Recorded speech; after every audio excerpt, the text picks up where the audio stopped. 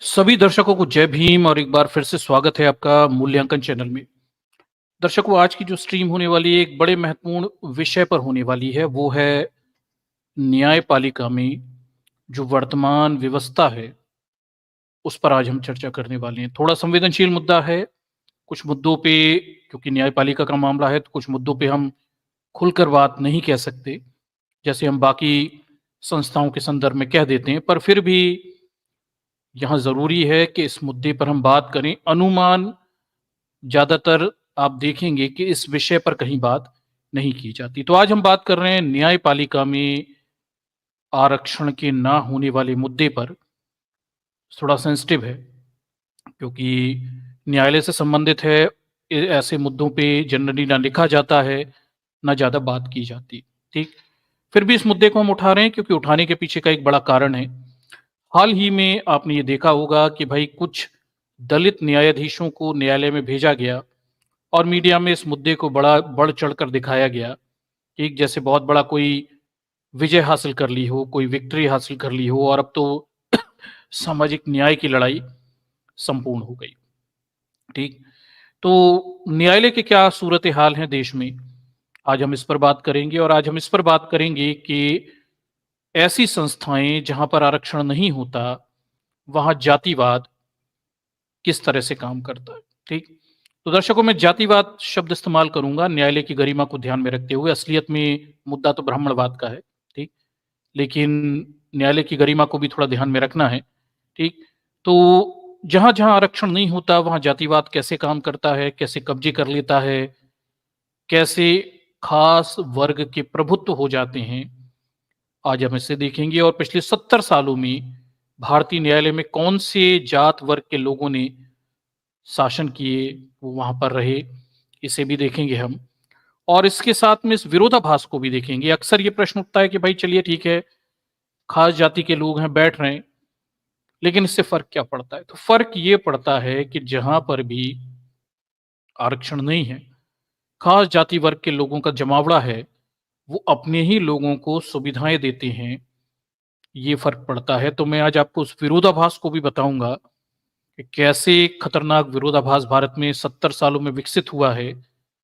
न्यायपालिका में कौन से जाति वर्ण के लोग 70 सालों में वहाँ पे न्यायाधीश के रूप में रहे और भारत के जो जेल हैं, वहाँ कौन से जात वर्ग के लोग अधिक कैदी के रूप में वहाँ पर मौजूद हैं। ठीक? इसे थोड़ा समझिएगा, बड़ा नाजुक सा मामला है, बड़ा डेलिकेट सा मामला है, समझने वाली बात है। ठीक? कि हम इस विरोधाभास को तलाशने की कोशिश करेंगे।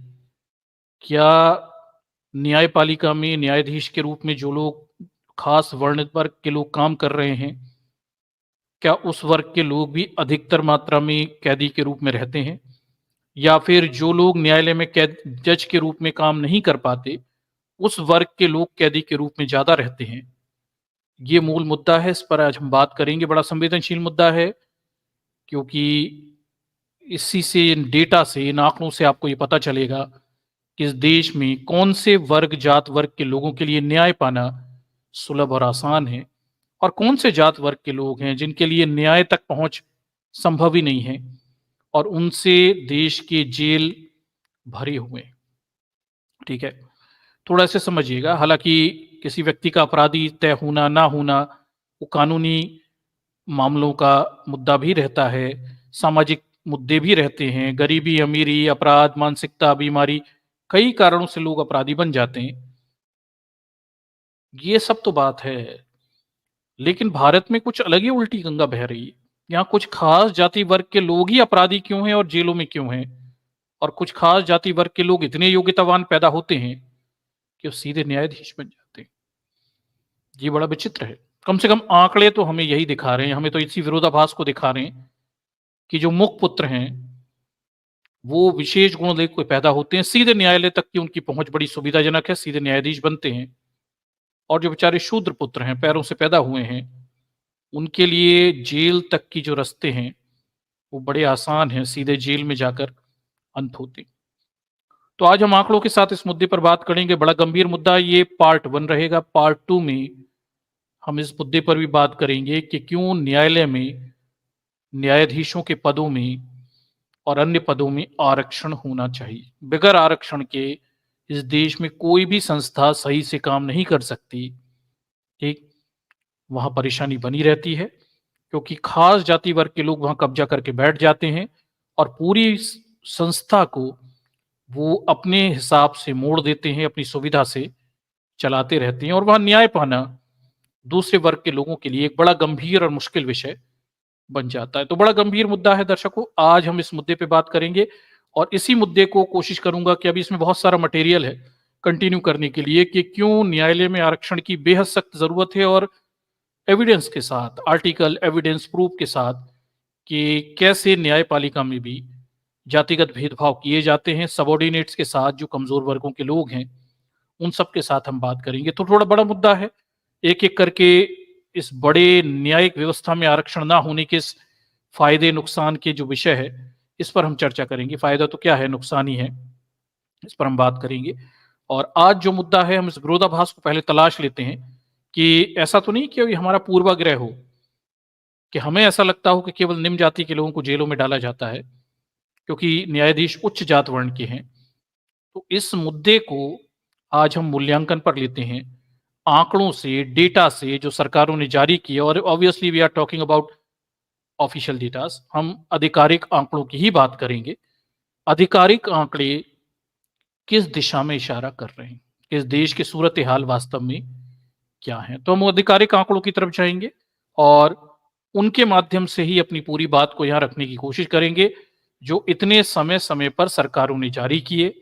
उन आंकड़ों से ही पूरी बात को बनाने की कोशिश करेंगे। तो थोड़ा बने रहिएगा, गंभीर मुद्दा है, संवेदनशील मुद्दा है। आप अगर बहुजन हैं तो आपको भी किसी दिन न्यायालय में ये सामना करना पड़ेगा, तब आपको वास्तविक चरित्र इस देश की इस संस्था का दिख जाएगा।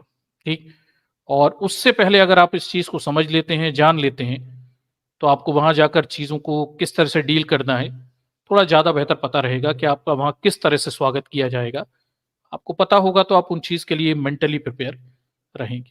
ठीक, चलिए, तो इस मुद्दे को हम आगे बढ़ाते हैं और देखते हैं कि मामला कहां से शुरू हुआ और किस दिशा में जाता हुआ दिखता है। विदर टू गो, ये पूरा मामला किस दिशा में जाता हुआ दिखता है।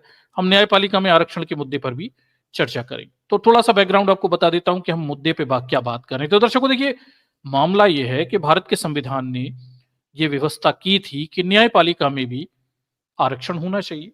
ठीक, भारत का संविधान यह भी कहता था कि भारत की न्यायपालिका, उसके लिए जुडिशियल सर्विसेज बनाई जानी चाहिए, जैसे यूपीएससी, पीएससी और बाकी की प्रशासनिक अधिकारियों की भर्ती के लिए नौकरियां, परीक्षा होती है, लोग एग्जाम देते हैं, पास होते हैं, वहां आरक्षण होता है, लोग नौकरियों में जाते हैं। इसी तरह की व्यवस्था जुडिशरी के लिए भी होना चाहिए थी, न्यायपालिका के लिए भी होना चाहिए थी, इंडियन जुडिशियल सर्विसेज होना चाहिए था, ताकि आरक्षण जैसी व्यवस्थाएं वहां लागू की जा सके। अब देखिए हुआ क्या कि इन 70 सालों में हमने ये देखा कि न्यायपालिका ने खुद को पूरी तरह से इंसुलर किया, सब चीजों से अलग किया, पृथक किया। और आज जो वर्तमान व्यवस्था है वो किस प्रकार की, थोड़ा समझिए कि हम किस मुद्दे पे बात कर रहे हैं। तो देखिए, आज की जो स्थिति है, वर्तमान सूरत हाल है, उसमें जो निचले न्यायालय हैं, डिस्ट्रिक्ट लेवल के जज हैं, जिन्हें सत्र न्यायालय भी कहते हैं, सेशन कोर्ट भी कहते हैं, उनमें न्यायाधीशों की भर्ती के लिए परीक्षाएं होती हैं और वहां पूरी व्यवस्था रहती है, आरक्षण वगैरह व्यवस्थाएं मिल जाती। अब ये निचले स्तर के सेशन कोर्ट के न्यायाधीश होते हैं, ये अधिकतम जिला न्यायालय तक बन सकते हैं, जिला न्यायाधीश तक बन सकते हैं। ऐसी कोई व्यवस्था नहीं है कि ये हाई कोर्ट में चले जाएंगे या सुप्रीम कोर्ट में प्रमोशन होके चले जाएंगे, ये कोई व्यवस्था नहीं। अब आप कहेंगे ये क्या बात हुई? हाँ, इसी तरह की सिस्टम है। सुप्रीम कोर्ट और हाई कोर्ट के जजों की नियुक्ति के लिए कोई प्रतियोगी परीक्षा का सिस्टम नहीं है, इसलिए वहां कोई आरक्षण की व्यवस्था भी नहीं है। और अगर कोई व्यक्ति सुप्रीम कोर्ट या हाई कोर्ट का जज बनना चाहता है तो उसके लिए कुछ मानदंड हैं, परीक्षा नहीं है, पैरामीटर्स। आप कहेंगे ये कैसे मानदंड है? तो देखिए, बड़े सिंपल से मानदंड बहुत है। उम्र के मानदंड, 35 साल की उम्र हो, व्यक्ति ने 10 साल किसी न्यायिक पद पे काम किया हो या वकील के रूप में सुप्रीम कोर्ट, हाई कोर्ट में सेवाएं दी हो। ठीक, व्यक्ति प्रख्यात न्यायविद हो, फेमस ज्यूरिस्ट। इस तरह की सरल सी मानदंड है। और ये कुछ मानदंड कोई पूरा करता, प्रख्यात जूरिस्ट, आप समझिए, मतलब आप फेमस वकील हैं, यू कैन बी जज ऑफ सुप्रीम कोर्ट और हाई कोर्ट, ठीक, आप एप्लीकेशन कर सकते हैं, ठीक। इस तरह के सरल से मानदंड हैं, और इन मानदंडों को, इन पैरामीटर्स को पूरा करने वाला कोई भी व्यक्ति को वो चयन कर लेते हैं, एप्लीकेशन के माध्यम से उसे सुप्रीम कोर्ट या हाई कोर्ट में जज बना देते हैं। साधारणतः हाई कोर्ट में बनाते हैं, फिर हाई कोर्ट से प्रमोट होकर ये सुप्रीम कोर्ट में चले जाते हैं, हालांकि डायरेक्ट भी सुप्रीम कोर्ट में जज बनाए जा सकते हैं। बस ये सिस्टम, ठीक। अब यहां पे देखिए, कोई परीक्षा का सिस्टम नहीं है, यहां पर कोई एग्जाम नहीं हो रहा, यहां पर कुछ लोग मिलकर चयन कर ले रहे हैं, सुप्रीम कोर्ट के ही कुछ जज मिलकर बाकी जजों के चयन कर ले रहे हैं, इस तरह का सिस्टम है। और उनमें से कुछ हाई कोर्ट के लोगों को वो ऊपर सुप्रीम कोर्ट में प्रमोट करके बुला लेते हैं, और इनमें से कुछ लोग सीजेआई बन जाते हैं, चीफ जस्टिस ऑफ इंडिया बन जाते हैं। अब हो ये गया कि हमने 70 सालों में ये देखा कि खास जात वर्ग के लोग यहाँ पे दबदबे में आ गए, उन्हीं की डोमिनेंस हो गई, वही न्यायाधीश बनते हैं, वही अपने लोगों को न्यायाधीश बनाते हैं, फिर उनके लोग उनके लोगों को न्यायाधीश बनाते हैं। तो यहां पर जातिवाद हो गया, आरक्षण के विरुद्ध जातिवादी व्यवस्था चलती गई, यही चल रही है, वर्तमान में भी चल रही है। और ये मुद्दा बड़ा गर्मा गर्म मुद्दा है, बड़ा मुद्दा महत्वपूर्ण इसलिए है क्योंकि समस्या ये है कि इस देश में न्यायपालिका में जातिवाद की वजह से, खास उच्च जाति वर्ण के लोगों के दबदबे की वजह से, अगर मैं कहूं ब्राह्मणवादी व्यवस्था की वजह से, होता यह है कि इस देश में जो धार्मिक तत्व हैं, धार्मिक एजेंडे हैं, उनके पक्षों में बड़ी आसानी से निर्णय हो जाते हैं। इसे समझिए बात को, ठीक, बहुत आसान हो जाता है। वही जिस जात वर्ग के लोग हैं वही धर्म चला रहे हैं, वही न्यायपालिका में बैठे हैं, वो अपने किसी मामले को लेकर जाएंगे तो ऑब्वियसली उनके लिए एक सॉफ्ट कॉर्नर मिल जाएगा, उनके लिए सुविधाएं मिल जाएंगी। तो इनके अपराध या इनकी जात वर्ग के लोगों के अपराधों के प्रति एक सॉफ्ट कॉर्नर हमें दिखाई देता है, निर्णय में भी दिखाई देता है। हम बिल्किश बानो का निर्णय देख लें, बाकी के निर्णय देख लें, तमाम सारी जगह दिखाई देती है। और इसकी आलोचना मैं नहीं कर रहा, मीडिया कर रही है, मैं आपको आर्टिकल भी बता दूंगा कौन लोग ये सब आलोचना कर रहे हैं, मैं बता दूंगा। मेरे आरोप नहीं है, ये आरोप उन्हीं लोगों के, जिन लोगों के हैं, उनके माध्यम से ही मैं पूरी बात रखूंगा।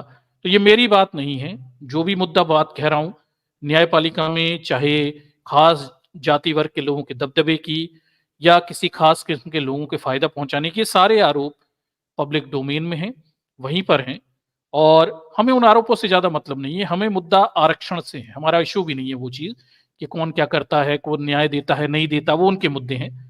हमारा मुद्दा आरक्षण से, ठीक। तो हम ये देख पा रहे हैं कि न्यायपालिका में 70 सालों में खास जात वर्ग के लोग सत्ता में व्यवस्था में रहे, वही न्यायाधीश के रूप में रहे, और समाज के कमजोर वर्ग, एससी एसटी ओबीसी विशेषकर, इनके वहां पर ना दबदबे रहे, ना प्रेजेंस रही, ये हम देख पा रहे हैं। अब इसके विपरीत विरोधाभास के रूप में जब हम देश के न्यायालय के विरुद्ध जेलों के डेटा उठाकर देखते हैं जो सरकार ने जारी किए, देश की सरकार ने जारी, ये सरकार ने जो भी है, ठीक, जब हम कैदियों के डेटा उठाकर देखते हैं तो हमें यह पता चलता है कि वहां पर विशेष रूप से निम्न जात वर्ग के कैदियों की बहुतायात है, मेजॉरिटी है। बाकी के माइनॉरिटी जो हमारे देश में लोग हैं, धर्म के लोग हैं, उनकी मेजॉरिटी है। और जिस देश के तथाकथित सवर्ण समाज के लोग हैं, अपर कास्ट के लोग हैं, वो कम ही जेलों में हैं। ये जो विरोधाभास है, मैं आज इस पे चर्चा करने वाला हूं, डेटा के माध्यम से, आंकड़ों के माध्यम से जो सरकारों ने जारी किए, हम इस पर बात करेंगे। बड़ा गंभीर मुद्दा है। अगर किसी खास जाति वर्ग के लोगों को जेल में डाला जा रहा है, उनकी सुनवाइयां नहीं हो रही, ये बड़ी चिंता का विषय है। और एक खास जाति वर्ग के लोग न्यायालय में ताकत और सत्ता में बने हुए हैं, ये भी बड़ा गंभीर मुद्दा है, थोड़ा संवेदनशील है, कुछ मुद्दों पे लिहाज करना पड़ेगा। न्यायालय की बात है, हमारा उद्देश्य न्यायपालिका की गरिमा को ठेस पहुंचाना नहीं है, हमारा उद्देश्य समाज में मौजूद विसंगति की ओर ध्यान दिलाना है। न्यायपालिका में भी अगर संविधान की किस भावना के विरुद्ध जाकर कोई विसंगति उत्पन्न हो गई है, तो हम उस ओर ध्यान दिलाने के लिए स्ट्रीम यहां पर कर रहे हैं। तो ये बड़ा स्पष्ट उद्देश्य है, मैंने पहले बता दिया, ताकि भाई किसी किस्म के आरोप प्रत्यारोप की बात यहां पर ना आए। और ये सारी चीजें जो मैंने बोली, ये पब्लिक डोमेन में है। तमाम सारे विचारक, लेखक, चिंतक इन सब मुद्दों पे लिख चुके हैं, बता चुके हैं कि कैसे न्यायपालिका में एक विसंगति उत्पन्न हो गई है, इसे सुधारे जाने की जरूरत है, ताकि न्याय, डिस्पेंस ऑफ जस्टिस सही तरीके से हो सके, देश के आम नागरिक को बिगर किसी भेदभाव के ईमानदारी के साथ न्याय मिल सके। ठीक है, तो ये मुद्दा है। तो हम यहां पर जो आरक्षण की बात कर रहे हैं कि सुप्रीम कोर्ट हाई कोर्ट में आरक्षण नहीं है, तो सुप्रीम कोर्ट और हाई कोर्ट के संदर्भ में बात कर रहे हैं, निचले न्यायालयों के संदर्भ में बात नहीं कर रहे।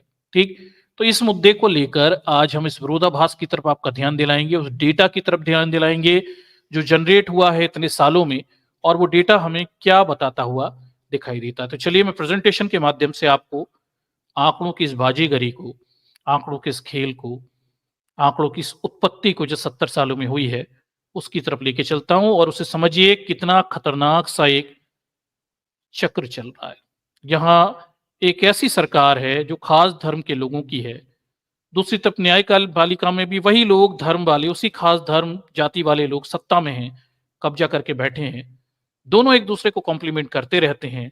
ये धर्म वाली सरकारों के मामलों पे चुप रहते हैं, तो वहां ये भी चुप रह जाते हैं सरकार के रूप में वहां इन लोगों के दबदबे को लेकर, और ये खेल चलता रहता है। हालांकि इस मुद्दे को लेकर गंभीर चिंताएं व्यक्त की गई, लिखा गया, सब किया गया, लेकिन even then problem still persist, समस्या आज भी बनी हुई है। ठीक, तो इस समस्या की ओर आपका ध्यान दिलाना चाहूंगा, थोड़ा ध्यान दीजिए।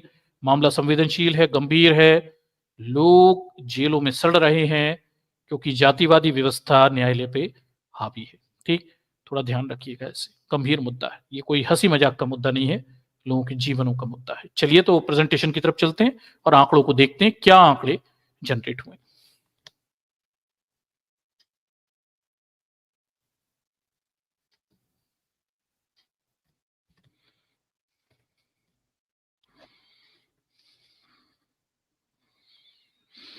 चलिए तो मैं ये प्रेजेंटेशन शेयर कर रहा हूं और इसके माध्यम से हम देखते हैं कि सरकारों ने आखिर क्या डेटा यहां पे दिया हुआ है।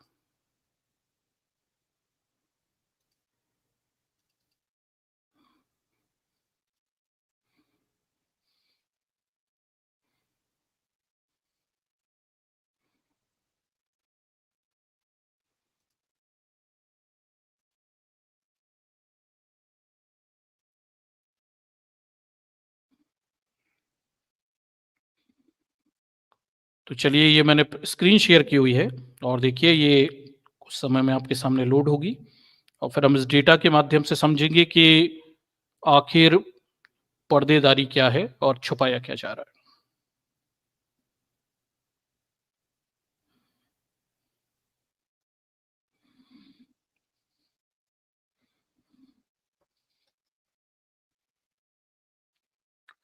चलिए तो देखिए मामला क्या है। मामला देखिए ये है कि अभी-अभी पिछले 2-3 दिनों में अगर आपने देखा होगा तो ये खबर काफ़ी चर्चाओं में रही। ये जो आर्टिकल है हमने न्यूज़ से लिया हुआ है, एनडीटीवी से लिया हुआ है। आर्टिकल देखिए ये कब का छपा हुआ, 19 जनवरी का ये आर्टिकल है। क्या कहता दिखाई देता है, ठीक? क्या मामला है? एनडीटीवी क्या इसके बारे में लिखता है देखिए। तो सुप्रीम कोर्ट में पहली बार होंगे 3 दलित जज। कॉलेजियम ने जस्टिस वारेल की नियुक्ति को लेकर सिफारिश की। तो हमें ये बताया जा रहा है मीडिया के द्वारा कि पहली बार सुप्रीम कोर्ट में अब 3 दलित जज नियुक्ति पाने वाले हैं। 70 सालों के 75 सालों के इतिहास में 3 दलित जजों की नियुक्ति वहां पे हो रही है। ठीक, फिलहाल सुप्रीम कोर्ट में जस्टिस बी आर गवई और justice C T Ravi Kumar Dalit हैं, वहीं जस्टिस गवई देश के मुख्य न्यायाधीश भी बनेंगे। ठीक, तो मीडिया ये दिखाने की कोशिश कर रही है कि देखिए सुप्रीम कोर्ट में सब कुछ सही है, एवरीथिंग इज फाइन, 3 दलित जज आ गए हैं और अब एक जज आगे चल के न्यायाधीश भी बनने वाला है। This is what they want to reflect us, वो हमें ये सब दिखाने की कोशिश कर रहे हैं, पर हमें इसके ब्रॉडर पिक्चर को देखने की जरूरत है। इन खबरों से मोहित हो जाने की जरूरत नहीं है, हमें थोड़ा बृहद परिदृश्य में ओवरऑल 70 सालों में 75 सालों में क्या हुआ और अभी बाकी का सूरत हाल क्या है ये भी देखना पड़ेगा। ठीक, और ये भी गारंटी नहीं है कि इनमें से कुछ लोग जो दलित जज हैं वो कभी सुप्रीम सीजीआई भी बनेंगे, अभी कुछ गारंटी नहीं है। केवल एक लॉलीपॉप है जो देश के बहुजनों के सामने फेंकी गई है। उद्देश्य बड़ा साफ है, आने वाली चुनाव, और चुनाव में देश के एससी एसटी ओबीसी वर्ग जिनके शोषण के आरोप तरह तरह से सरकारों पर लगते रहे और न्यायपालिका भी जातिवाद के आरोपों से घिरा हुआ है, तो दामन साफ करने का इरादा ज्यादा दिखाई देता है। तो चलिए क्या मामला है थोड़ा सा हम देखते हैं। तो ये देखिए क्या मामला है। आगे देखिए। इस नियुक्ति के बाद सुप्रीम कोर्ट में जजों की पूरी क्षमता यानी 34 जज हो जाएंगे, ये बताया जा रहा है। आगे देखिए।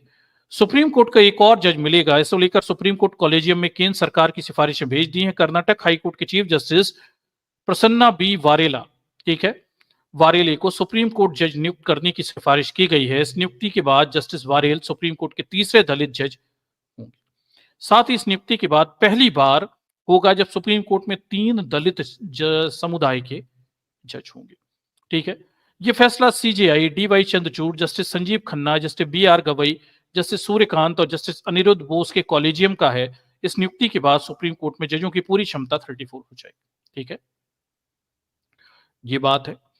अब देखिए, ये देखने में आपको बड़ा अच्छा लग रहा होगा, पर पिक्चर इतनी रोजी नहीं है, आंकड़े अभी और भी हैं, और हो सकता है ये केवल एक चारे के समान आपके सामने दिखाया गया हो। तो पिक्चर को रोजी दिखाने के लिए चुनाव के पहले एक प्रक्रिया हो सकती है। दर्शकों, मैं एक चीज आपको बड़े अच्छे से बता दूं कि अभी फिलहाल में जस्टिस चंद्रचूड़ न्यायाधीश हैं, और उनके तेवर जो हैं सरकार के विरुद्ध नजर आते हैं। हमारे बहुत सारे बहुजन जो हैं बड़े प्रभावित हो जाते हैं इस चीज से। कई बार वो सरकारों के विरुद्ध बहुत कुछ बोल रहे हैं, बोलते दिखाई दे रहे हैं। पर आप गौर करिए, पिछले 10 सालों में न्यायपालिका की तरफ से सरकार के विरुद्ध शायद ही कोई गंभीर फैसला लिया गया होगा। इसे थोड़ा गौर करिए, पॉइंट टू बी नोटेड, ठीक। तो जेस्चर्स तो अच्छे दिखाए जा रहे हैं, ठीक, लेकिन जमीनी स्तर पर कुछ बदलाव नहीं होता। मतलब सरकार को कोई गंभीर नोटिस तक नहीं जारी किए गए किसी भी मुद्दे पर। 370 पे भी हम देख चुके हैं, राम मंदिर पे भी देख चुके हैं। तो मुद्दा ये है कि भाई, ये मैं बात में पहले भी कहता हूं कि ये दिखते तो दिए के साथ हैं, पर होते हवा के साथ ही, ठीक। बहुजनों के समझना चाहिए, इन झांसों में नहीं आने चाहिए, ठीक। ये अच्छी बात है कि 3 दलित जज आखिरकार न्यायपालिका तक पहुंच गए, और ये बहुजनों के सामूहिक प्रयास के कारण है कि हम न्यायपालिका में जातिवाद की इस आरोप को बार बार लगाते रहे, इस मुद्दे को उठाते रहे। हमारे तमाम बहुजन वकील इस मुद्दे को न्यायपालिका में उठाते रहे। अंत में दबाव बना, सरकारों पर दबाव बनाए, तब जाकर ये हुआ। ना तो ये सरकारें अच्छी हैं, ना वह बैठे लोग आपको जगह देना चाहते हैं, ठीक।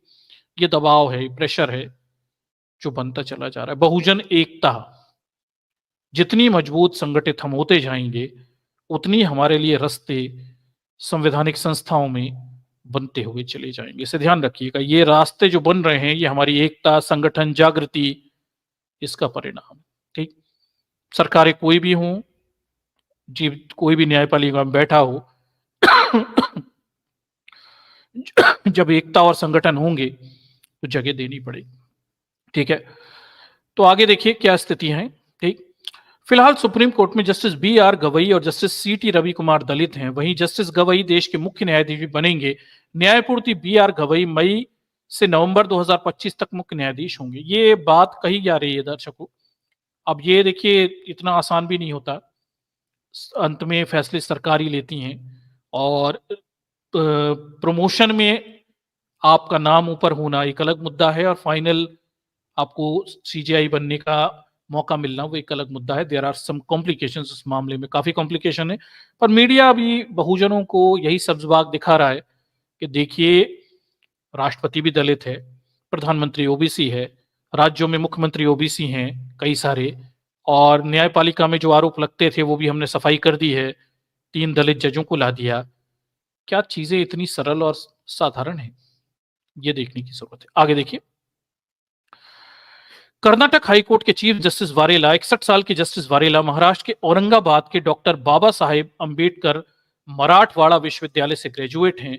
अक्टूबर 2022 में उन्होंने कर्नाटक हाईकोर्ट चीफ जस्टिस के रूप में शपथ ली थी। तो दर्शक जो ये जस्टिस वारेला हैं, ये डॉक्टर अंबेडकर विश्वविद्यालय से पढ़े हुए हैं।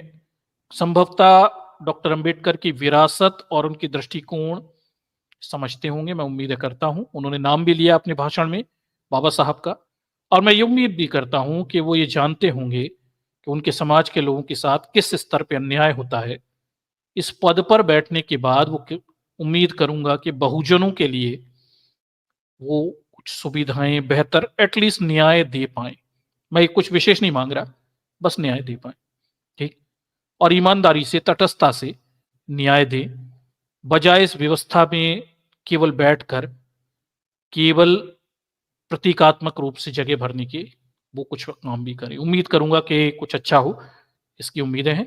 पर फिर भी चलिए, उनका पहुंच जाना भी पर्याप्त है। इतना भी है आज की स्थिति में, ये भी ठीक है, आगे और भी लोग आएंगे और आगे और भी परिवर्तन के लिए रास्ते शायद बन जाएंगे। ये नहीं तो कोई और सही, कोई तो बहुजन आएगा जो अंबेडकर के विश्वविद्यालयों से पढ़कर आएगा और उन्हें पता होगा कि डॉक्टर अंबेडकर की विचारधारा क्या है, और उन्हें यह भी पता होगा कि डॉक्टर साहब ने उन्हें न्यायपालिका तक इसलिए बिठाया, पहुंचवाया कि बहुजनों के हितों के लिए या बहुजनों को न्याय देने के लिए वो कुछ कर सके।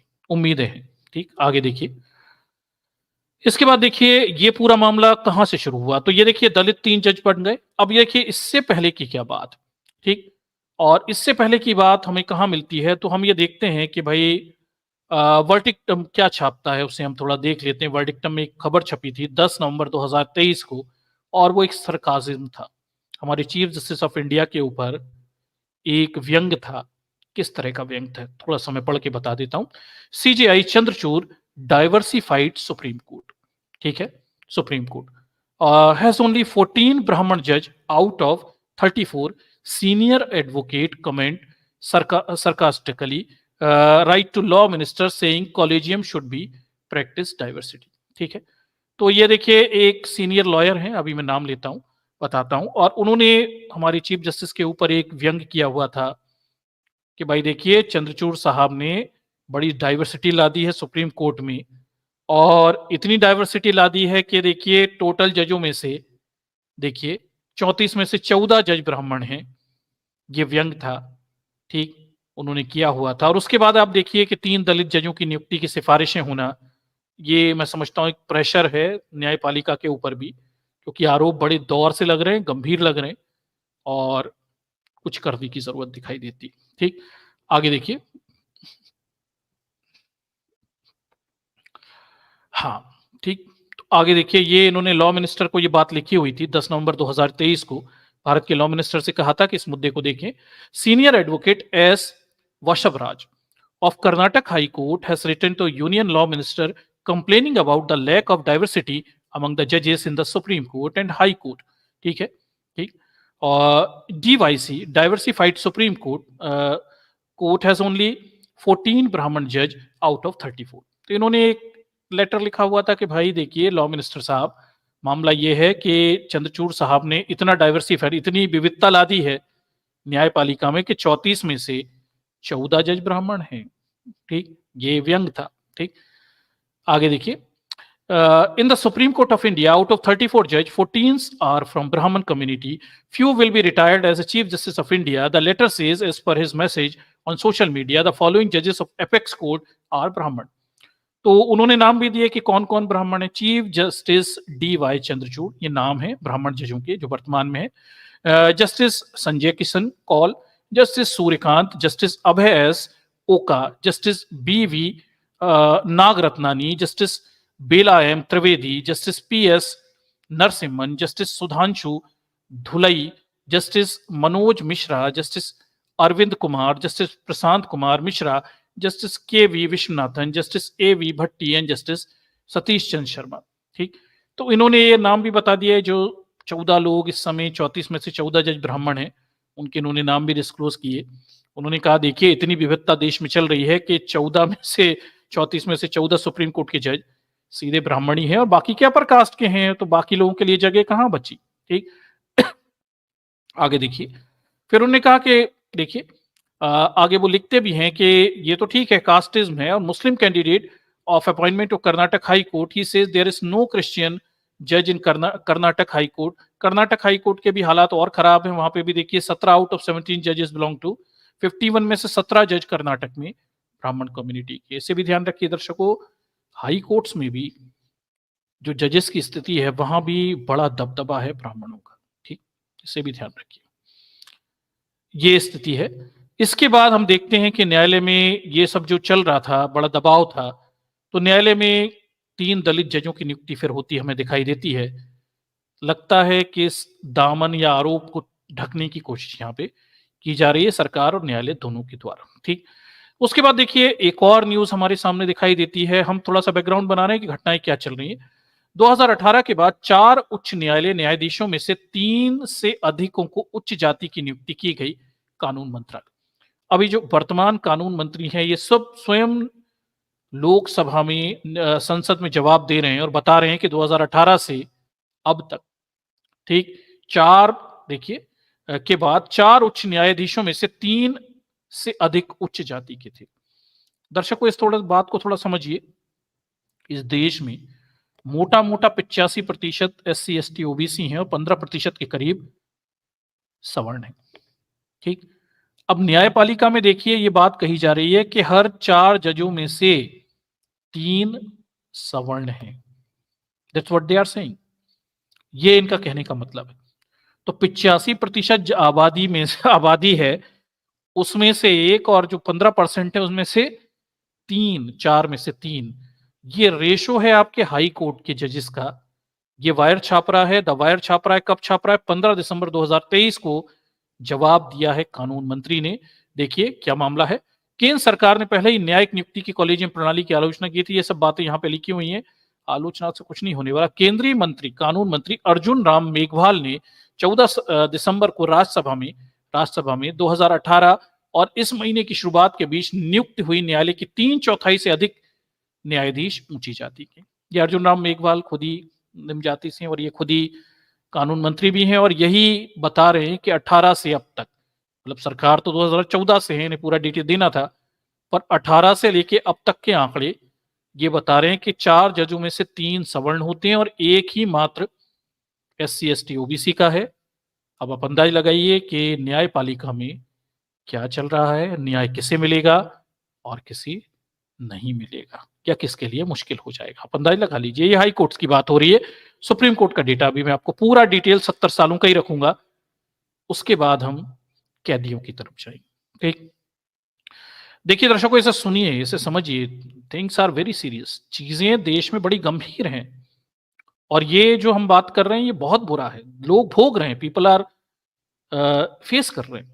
वो हमारे समाज के लोग, बहुजन समाज के लोग न्यायालय में जाकर जब जातिवाद फेस करते हैं तो उन्हें पता भी नहीं रहता कि वहां खास जाति वर्ग के लोग बैठे हुए हैं बहुसंख्या में।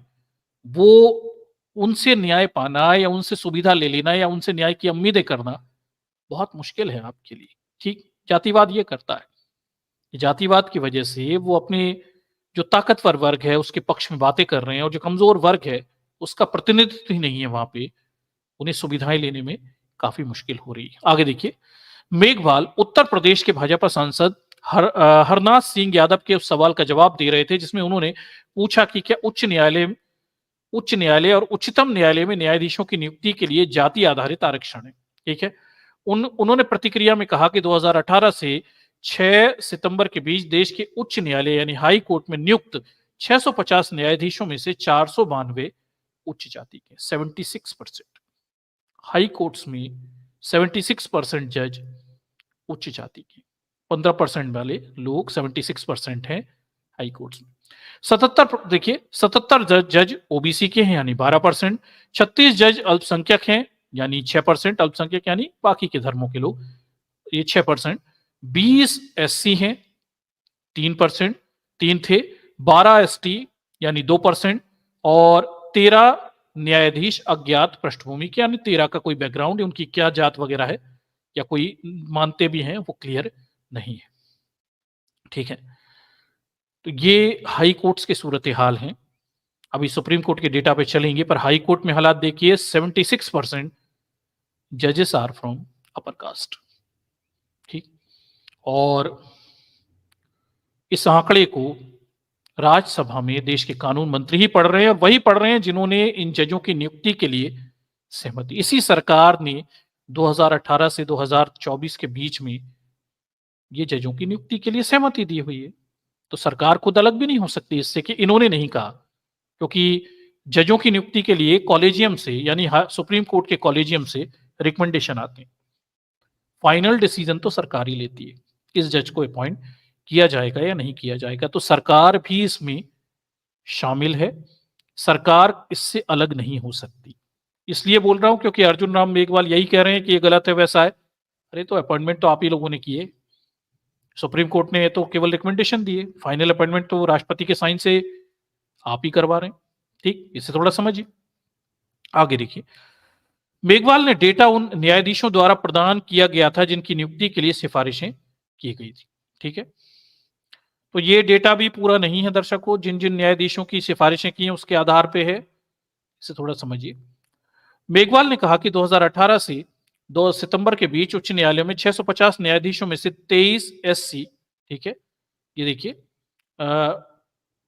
उच्च न्यायालयों में, हाई कोर्ट में, ठीक है, 650 न्यायाधीशों में से 23 एससी 20 के हालिया आंकड़े की तुलना में 10 एसटी 12 के विपरीत और 76 ओबीसी 77 के विपरीत। ठीक, मेघवाल ने भारत की विशेष, देखिए, विशेष अदालतों में महिला न्यायाधीशों की संख्या बारे में जानकारी दी। उन्होंने जवाब के अनुसार 2 दिसंबर तक सुप्रीम कोर्ट में 3 न्यायाधीश महिलाएं थी। ठीक है, साथ ही उच्च न्यायालयों में 108 न्यायाधीश हैं। महिलाओं की स्थिति 108 है, वो तो अलग मुद्दा है। ठीक, और अलग ही इशू है, वो भी एक समस्या का विषय है। महिलाओं का रिप्रेजेंटेशन भी उतना ज्यादा नहीं है, पर यहां जातिवाद ही बड़ा स्पष्ट है। ठीक, आगे देखिए,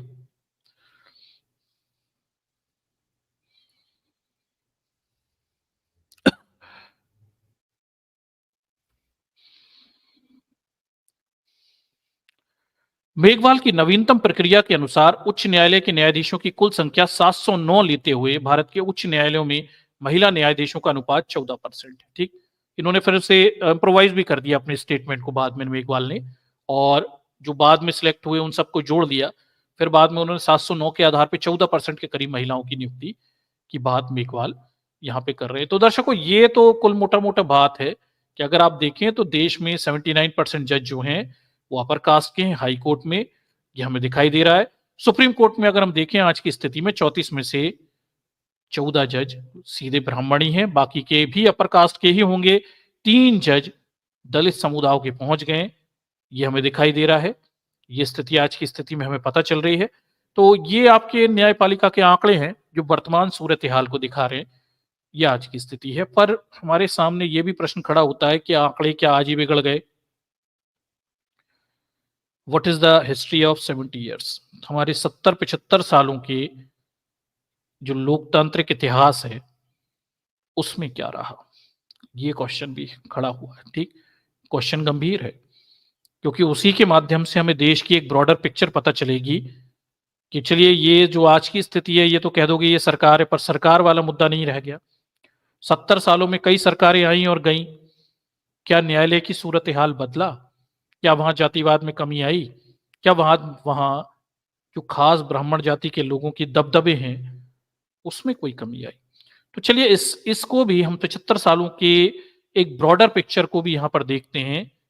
आपको थोड़ी हंसी भी आएगी, अभी मैं पिक्चर दिखाऊंगा, क्योंकि कुछ ऐसे लोग भी जज बने जिन्होंने एलएलबी तक नहीं की थी, इनके पास ऑफिशियल डिग्री तक नहीं थी, उन्हें भी वो आईएएस वाईएएस थे, सीधे जज बना दिया। देश में ये भी हुआ, ये भी हो जाता है। क्यों? क्योंकि आरक्षण नहीं है, और जातिवाद के तहत भाई आपके मर्जी चल रही, जिस चाहे को जज बना दो। ठीक, ये भी देश में हुआ। तो चलिए उस आंकड़े की तरफ और ब्रॉडर पिक्चर की तरफ भी चलते हैं, उससे आपको थोड़ा और समझ में आएगा कि देश में न्याय देने वाली संस्था में जातिवादी व्यवस्था किस तरह से जड़ जमाए हुए है, ये समझने की कोशिश करते हैं। चलिए आपको दूसरे प्रेजेंटेशन की तरफ मैं लेके चलता हूं।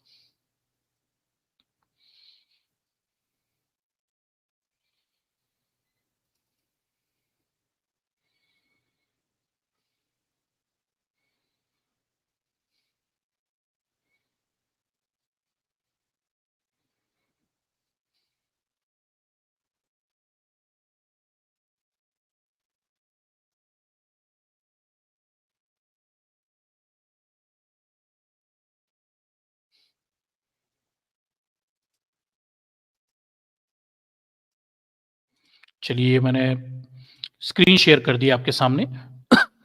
और देखिए इसके माध्यम से हम इसे समझने की कोशिश करते हैं क्या मामला है।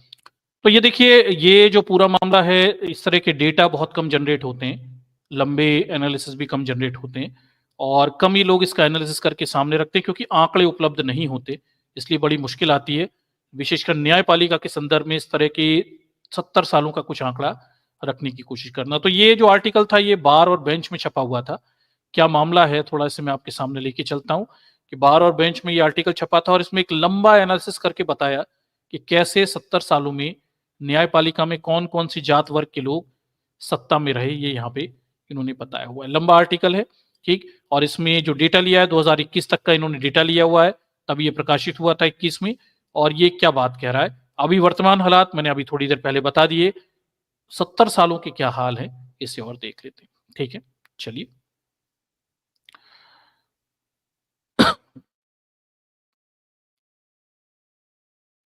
चलिए ठीक।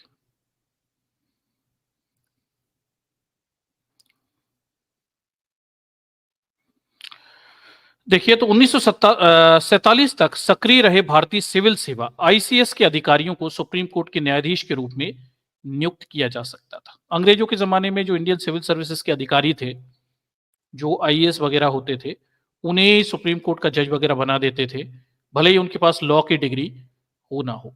ठीक, इसे अच्छे समझ लीजिए दर्शकों। इस बात को जब मैं कह रहा हूं तो मैं इस बात को वहां से भी जोड़ूंगा कि एक व्यक्ति थे संविधान सभा के संवैधानिक सलाहकार, बीएन राव उनका नाम था और वो आई सिविल सर्विस थे, आईएएस थे आज की स्थिति में, इंडियन सिविल सर्विसेज के अधिकारी थे।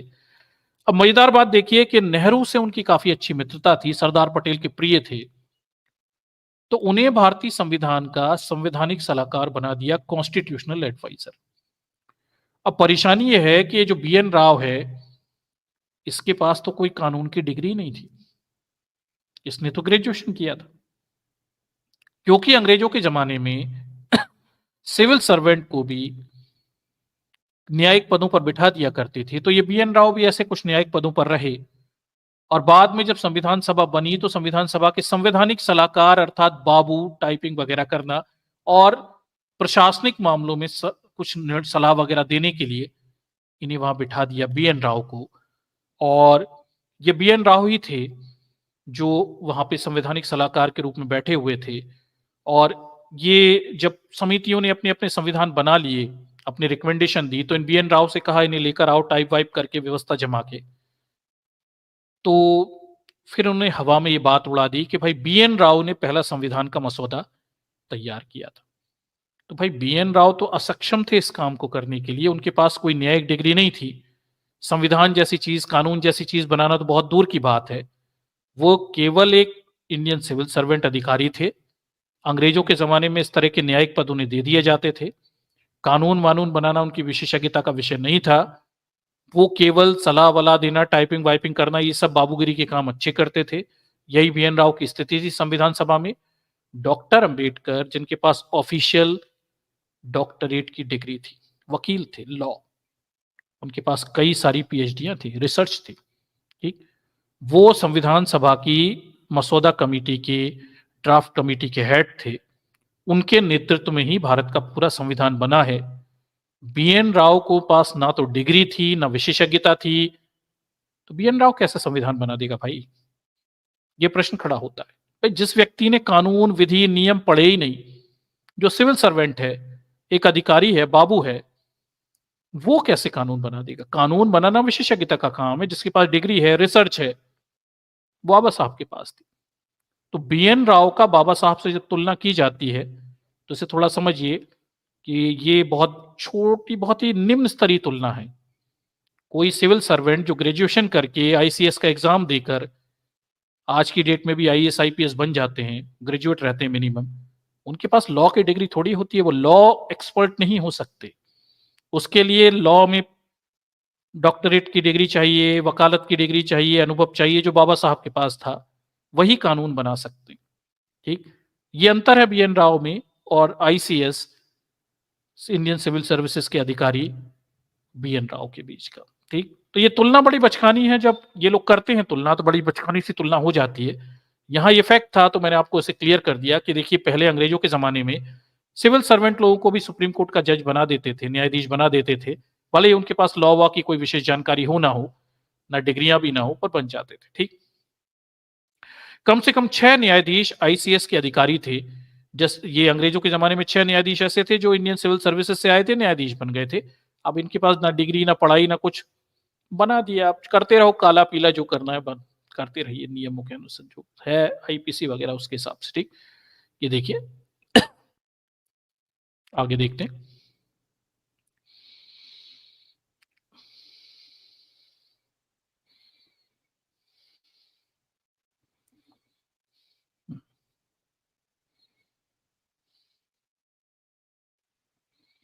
चलिए ठीक है, जाति ब्राह्मणवाद का प्रभुत्व, अब इसे हम थोड़ा देखते हैं। यहां से हमें कुछ डेटा मिलेगा जो हमारे काफी महत्वपूर्ण है, जानकारियां काफी महत्वपूर्ण है। देखिए, अब तक सुप्रीम कोर्ट में 2021 तक का डेटा इन्होंने कलेक्ट किया है।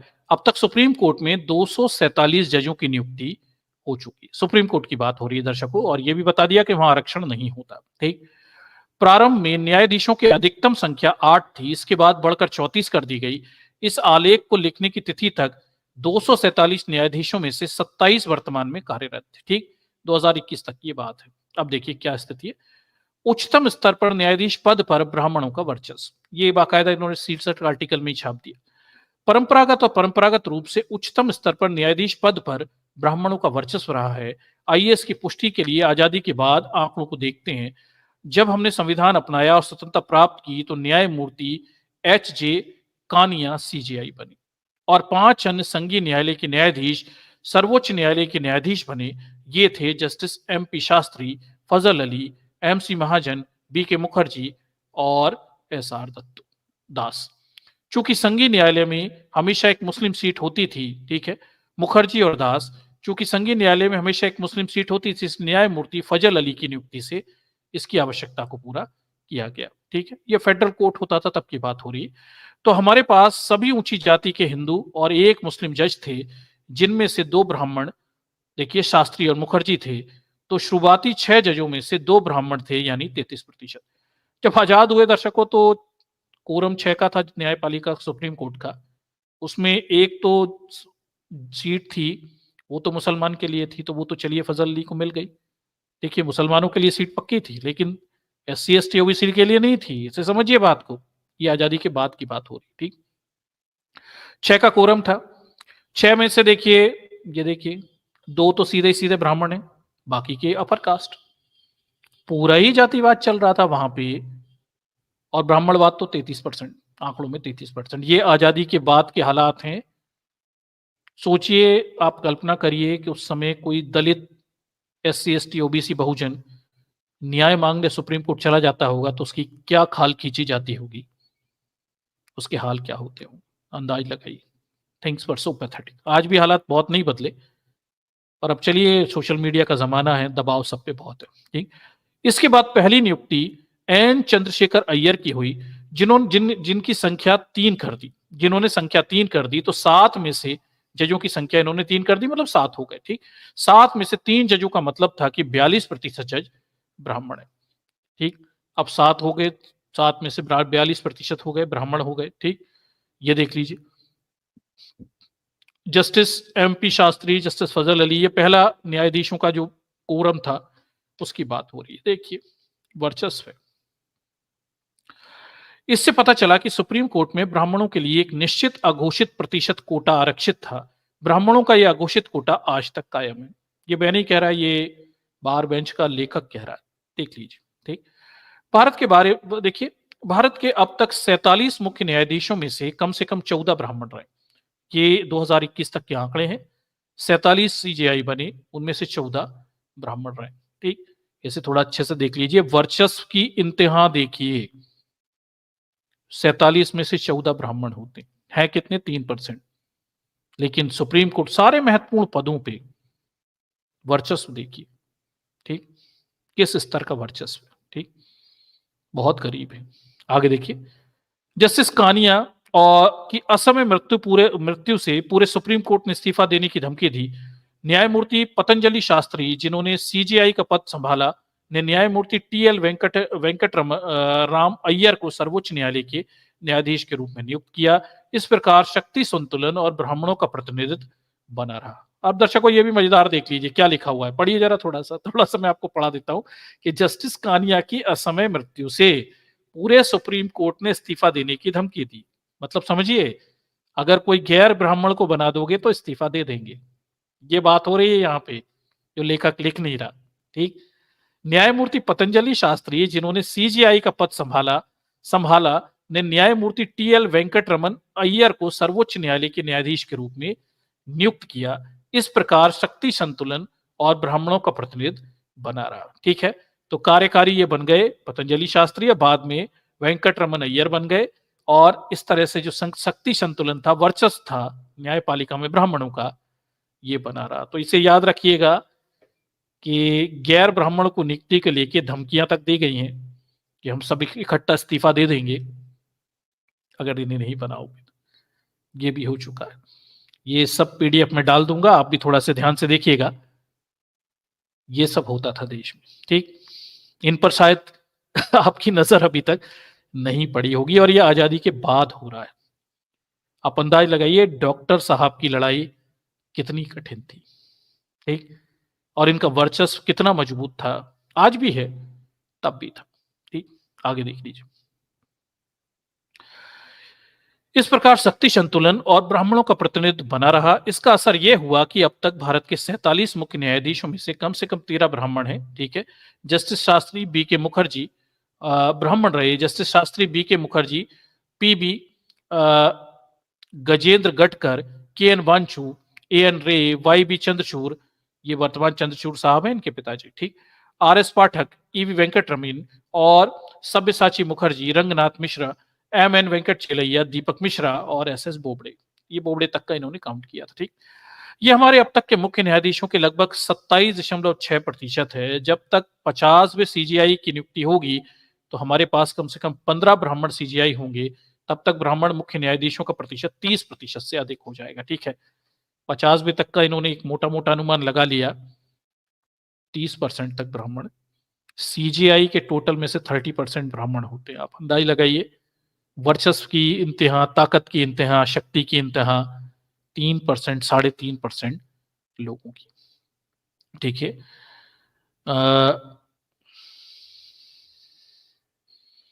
ये देख लीजिए कि अनुमानित है, आंकड़े और भी खराब होंगे।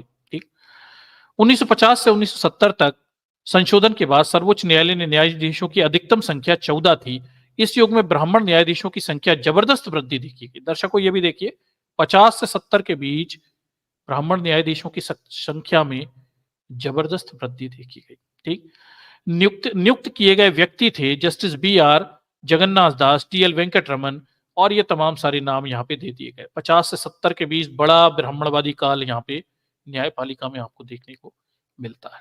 ठीक, आगे देखिए, 1970 से 1989 तक इस संख्या में और अधिक वृद्धि देखी गई। इस दौर में जस्टिस डी.वी. पालेकर, ये देखिए 71 से 89 तक और बढ़ गया ब्राह्मणों का वर्चस्व। तमाम सारे नाम यहाँ पे दे दिए गए, ये सब ब्राह्मण है। ठीक है, नियुक्त किए गए ये सभी ब्राह्मण थे। बेशक अन्य उच्च जाति के उम्मीदवारों को भी नियुक्त किया गया था, लेकिन किसी भी एक जाति का इतना अधिक प्रतिनिधित्व नहीं था। ये देख लीजिए, और भी बढ़ गया। तो 89 तक और इनका वर्चस्व बढ़ता चला गया। संख्या बढ़ रही है सुप्रीम कोर्ट में जजों की, इनका वर्चस्व भी उसी अनुपात में बढ़ता दिख रहा है। 1988 में सुप्रीम कोर्ट में 17 जज थे और उनमें से 9 ब्राह्मण थे। ठीक, ये देख लीजिए, तमाम सारे नाम लिखे हैं, पाठक हैं, वेंकटरमैया हैं, मुखर्जी हैं, मिश्रा हैं, ओझा, शर्मा, वेंकट चेलैया, रंगनाथ, ओझा, ये तमाम सारे दाग। ये देखिए, और इससे सर्वोच्च न्यायालय में 50% से अधिक ब्राह्मण प्रतिनिधित्व था। 1988 में मोर देन 50% ब्राह्मण वहां पे होते। हालात तो अभी भी वही हैं। ठीक है, पर देख लीजिए ये 1988 के आंकड़े। कहने की जरूरत नहीं है कि ऐसा कई मौकों पर हुआ। इसके बाद भी शायद एहसास हुआ कि ब्राह्मणों का प्रतिनिधित्व जरूरत से ज्यादा है। Justice GN. ओझा के बाद अगली कुल नियुक्तियां गैर ब्राह्मण की थी। इसके पीछे शायद भी कारण भी यह था कि 1988 और 1989 में कानून मंत्री बी शंकरानंद और पी.बी. शंकर थे, जो क्रमशः अनुसूचित जाति और अन्य पिछड़े वर्ग के समुदाय से थी। ठीक है, इसे देख लीजिए, ये 1988 और 1988 89 की बात हो रही है।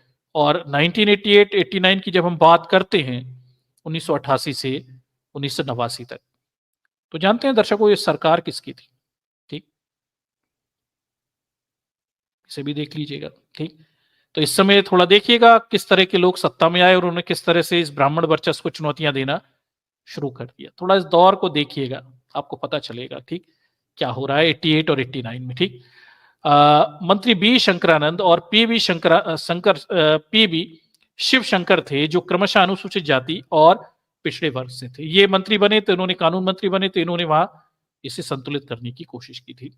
इसके बावजूद 1989 के अंत तक 25 में से 7 न्यायाधीश ब्राह्मण थे, यानी 28%। अभी भी दबदबा बहुत है, इतना कम करने खींचा गया ये बी शंकरानंद और पीवी शिव शंकर के द्वारा ये कानून मंत्री बने, तो इन्होंने SC ST OBC के इन्होंने काफी दबाव बनाया। फिर भी 28%, 50% से 28% तो तब भी बना रहा। आगे देखिए, कृपया ध्यान दें कि 1980 तक OBC या SC समुदाय से कोई न्यायाधीश नहीं था।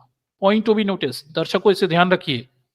जो भी आज ब्राह्मणवाद में राम आएंगे और जो डूबा हुआ है वो थोड़ा अपनी स्थिति देख ले कि अभी 1980 तक ओबीसी भाइयों थोड़ा देख लीजिए, ये आपकी स्थिति है न्यायपालिका में, और SC शेड्यूल कास्ट समुदाय का कोई न्यायाधीश नहीं था। देयर वाज नो जज। ये अभी अभी सुविधाएं जो मिल गई ना आपको 80 के बाद के दशक में, जो बहुजन मूवमेंट आगे बढ़ा, जो बहुजन सरकारें बनी, सत्ता में आई, राज्यों में सत्ता में पकड़ में आई, अब बहुजनों के वोट के बगैर राजनीति हो नहीं सकती थी, तो केंद्र में भी जो सरकारें आई अब उनकी में मजबूरी हो गई इस संतुलन को बनाने की, तब ये सुधार हो रहा है। ठीक है, तो जो ये कहते हैं कि सुधार कहां हुआ, सुधार हुए आपको दिखेंगे नहीं। 50% से खींचकर थोड़ा सा कम कर दिया गया। ठीक, हाँ ठीक है, अभी भी वर्चस्व तो उन्हीं का है, सरकार भी उसी मानसिकता के लोगों की है। दोनों प्रमुख राजनीतिक दल जो अपने देश के हैं वो ब्राह्मणवादी हैं, आपको भी पता है, मैं भी जानता हूं। ठीक, लेकिन बहुजन पॉलिटिकल पार्टीज, उन्होंने न्यायपालिका में जो दबाव बनाए या सरकारों में दबाव बनाए, उनके नतीजे थोड़ी सी संख्या बल में कमी आपको दिखाई देती है। ठीक, अच्छे से समझिए, क्योंकि अंत में किसी भी न्यायाधीश की नियुक्ति राष्ट्रपति के साइन से होती है और राष्ट्रपति प्रधानमंत्री मंत्रिपरिषद की सलाह पर ही साइन करते हैं। थोड़ा सा नोट करके रखिएगा। ठीक है, पर 1980 तक भी ओबीसी और SC समुदाय का कोई न्यायाधीश नहीं होता था। इसे अच्छे से ध्यान रखिए। क्या होता होगा ओबीसी भाइयों का, SC लोगों का, जब ये न्याय मांगने जाते होंगे तो पहले ही तो शूद्र और वहां बैठा व्यक्ति ब्राह्मण, क्या न्याय मिलता होगा? आप कल्पना करके देखिए, इस देश में रामराज तो गजब का रहा होगा। आगे देखिए, जबकि ब्राह्मणों ने शीर्ष स्तर पर न्यायाधीश पद के लिए उच्चतम प्रतिनिधित्व बनाए रखा, कई जातियां अभी भी प्रतिनिधित्व का इंतजार कर रही हैं। उदाहरण के लिए गुर्जर समुदाय में आज तक केवल न्यायमूर्ति BS चौहान ही शीर्ष अदालत के न्यायाधीश बने। ये 2021 तक के आंकड़े हैं। 2021 तक गुर्जर समुदाय से एक ही व्यक्ति सुप्रीम कोर्ट तक गया। अंदाज लगाइए, अगर हमारे गुर्जर भाई ब्राह्मणवाद में डूबे हैं, थोड़ा जाग जाओ, ये स्थिति है आपकी। ठीक है, थोड़ा ध्यान रखिए। यह ध्यान रखना महत्वपूर्ण है कि उच्च न्यायालयों में, उच्च न्यायालय यानी हाई कोर्ट में मौजूद ब्राह्मण न्यायाधीशों का सर्वोच्च न्यायालय के न्यायाधीश के रूप में नियुक्त करने के लिए किए गए एक प्रस्ताव की संख्या और विचार का दायरा शायद इससे भी अधिक था।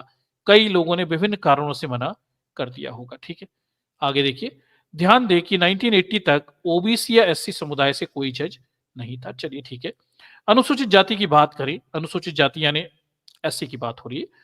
अनुसूचित जाति की बात करें तो SC समुदाय से सुप्रीम कोर्ट के जज के रूप में पहली नियुक्ति 1980 में जस्टिस A वरदराजन की हुई थी। ठीक है, अच्छे से ध्यान रखिए, 1980 में SC समुदाय को प्रतिनिधित्व मिल पाया। ठीक, ये दौर दर्शकों थोड़ा इसलिए ध्यान रखिए कि बहुजन राजनीति के दौर भी देखिए, पॉलिटिकल पार्टीज के दौर देखिए, बहुजन उत्तर प्रदेश में बहुजन पार्टियां कैसे काम कर रही थी, पूरा एक मूवमेंट खड़ा हो गया था और कई सारी बहुजन बिहार में तमाम सारी जगह पॉलिटिकली जो SC ST OBC वर्ग है मजबूत होने लगा था। सरकारों पर दबाव थे इन्हें रिप्रेजेंटेशन देने की, तब एकाध लोगों को ऊपर भेजा गया। ऐसे थोड़ा समझ के चलिए, ये पॉलिटिक्स के समानांतर आपको ये सारी चीजें होती हुई दिखाई देगी। आगे देखिए, ये स्वतंत्रता प्राप्ति के 30 वर्ष बाद की बात है। उन्होंने उनके सेवानिवृत्त होने के 2 महीने बाद उसी समुदाय के न्यायमूर्ति BC रे ने उनकी जगह ले ली। शायद तब से SC समुदाय से एक न्यायाधीश का अघोषित प्रतिनिधित्व शुरू हो गया।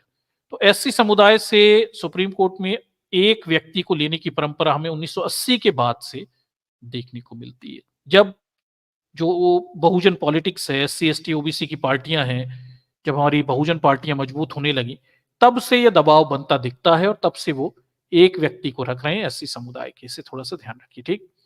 जस्टिस KG बालकृष्णन SC समुदाय से भारत के पहले मुख्य न्यायाधीश बने। जस्टिस BR गवई का SC समुदाय से भावी CJI बनना तय है। हालांकि इस एक सीट प्रतिनिधित्व का आवेदन अत्यधिक अनियमित है, ठीक है। तो ये BR गवई जो हैं, ये तो आ ही गए, ये तो पता ही है आपको। इनका 25 तक शायद ये बन भी जाए। लेट अस सी क्या होता है। बहुजन पॉलिटिक्स हमारा संगठन मजबूत होता रहा तो ये शायद CJI भी पहले बन जाएगी, ठीक। अब आगे चल के बन सकते हैं, ठीक। पहले तो KG बालकृष्णन बन चुके। ये देखिए, वरदराजन, BC रे, बालकृष्णन और जस्टिस गवई, ठीक। यही पहुंच गए अभी सुप्रीम कोर्ट। उच्चतम न्यायालय के न्यायाधीश हैं और ये अनुसूचित जाति से, ठीक, SC से। इसी तरह 1980 तक OBC का कोई प्रतिनिधि नहीं था और OBC समुदाय से नियुक्त पहले न्यायाधीश न्यायमूर्ति SR पंडियान थे, ठीक है। दूसरे थे जस्टिस KN सैकिया और जस्टिस KS हेगड़े, और उसके बाद देखिए AN अलागिरी स्वामी। उन जातियों के सदस्य थे जिन्हें बाद में OBC के रूप में नामांकित किया गया, ठीक। इसे ध्यान रखिए। आइए अब तक हम 2004 से ब्राह्मण न्यायाधीशों की स्थिति की जांच कर लेते हैं। 2004 से 14 तक, 2014 के बाद से आज तक का नमूना भी यहाँ पे रखा गया, ठीक है। तो आज तक यानी 2021 तक के आंकड़े इन्होंने कलेक्ट करके रखे हुए। आगे देखिए, दोनों 2004 से 14 तक कांग्रेस की सरकार थी, ये तो आपको पता ही है। 14 से लेके वर्तमान राजा बाबू की सरकार है। अब इन दोनों में क्या हो रहा है, इससे भी थोड़ा आप देख लीजिए कौन सी जात वर्ण के प्रमुखता है। हालांकि वर्तमान सरकार के 2018 से अभी तक के आंकड़े तो मैंने आपके सामने शुरू में ही रख दिए थे, पर चलिए ये भी देख लेते हैं क्या स्थिति। देखिए, 2014 के बाद से आज तक का नमूना यहां पे दिया गया है, ठीक है।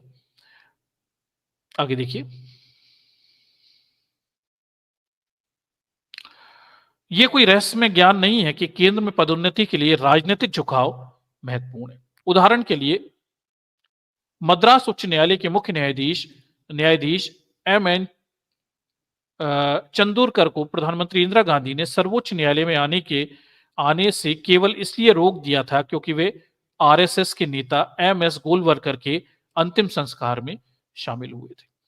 तो दर्शकों, ये देख लीजिए, मद्रास न्यायालय के न्यायाधीश थे MN चंद्रूरकर, ये RSS के गोलवलकर के अंतिम संस्कार में भी शामिल हुए थे। मतलब न्यायाधीश पॉलिटिकली एक्टिव रहते हैं, राजनीति करते रहे और उनके मित्र भी रह चुके, ठीक। आगे देखिए, राजनीतिक सत्ता प्रतिष्ठानों के बावजूद सुप्रीम कोर्ट में ब्राह्मणों के लिए औसतन 30 से 40% कोटा स्थिर बना हुआ है। तो मोटी मोटी बात यह है कि 30 से 40% तो ब्राह्मण सुप्रीम कोर्ट में रहते ही हैं या घोषित कोटा है और ये चल ही रहा है। आगे देखिए, वर्तमान में 27 न्यायाधीशों में 2021 की बात ये कर रहे हैं, ठीक है। वर्तमान आंकड़े तो मैंने बता दिया अभी, ठीक। 16 करीब न्यायाधीश हैं 2024 में अभी, ठीक। आगे देखिए,